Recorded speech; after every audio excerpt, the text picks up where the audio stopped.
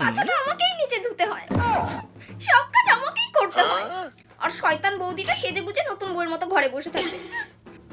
ও বৌদি, তোমাকে মা ডাকছে। ঠিক আছে, তুমি যাও, আমি আসছি। ওয়াও, বৌদির কাছে এত সুন্দর হার, এই হারটা তো আমারই হবে।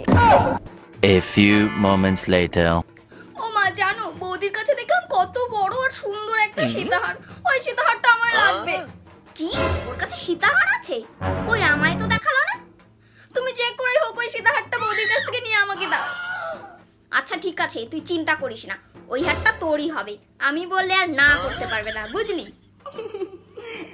হ্যাঁ মা, আপনি ডেকেছেন? হ্যাঁ বৌমা, ডাকছিলাম তো। শুনলাম তোমার কাছে সীতা না কি একটা হার আছে। ওই হারটা বাপু তোমার ননদের ভারী পছন্দ হয়েছে। ও তো তোমার ছোট বোনের মতো। ওই রকম আরেকটা হার আমি তোমার বেশি সোনা দিয়ে গড়িয়ে দেবো। ওই হারটা তুমি ওকে দিয়ে দাও। যেটা দেখবে সেটাই ওনার মেয়ের লাগে। দাঁড়াও, তোমাদের কি করে শায়েস্তা করতে হয় সেটা আমার খুব ভালো করেই জানা আছে। কি হলো বৌমা, দাঁড়িয়ে রয়েছো কেন? যাও নিয়ে এসো। হ্যাঁ, এক্ষুনি নিয়ে আসছি। এই নাও কটিলা, এই হারটা তুমিই রাখো। বাহ, কত সুন্দর। কই দেখি দেখি, আমাকে দে দেখি। বাবা বাবা, ভারী সুন্দর। আর তাছাড়াও আমি এই হারটা অনেক জায়গায় পরে গেছি, আর ঘরে পরে থাকলে রংটাও নষ্ট হয়ে যাবে। না হয় তুমিই পরো এটা। সোনার আবার রং ওঠে নাকি?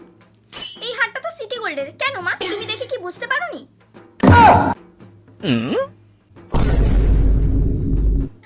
আর তাছাড়াও আমার বাবা মার কি আর সেই সাধ্য আছে এত বড় সীতাহার, তাও আবার সোনার গড়িয়ে দেবে? নাও, তোমার সিটি গোল্ডের হার তুমি নিজের কাছেই রাখো। এটা তো আমি তোমাকে ভালোবেসে দিলাম। হ্যাঁ, লাগবে না আমার ভালোবাসা। আচ্ছা, নেবে না যখন আর কি করার।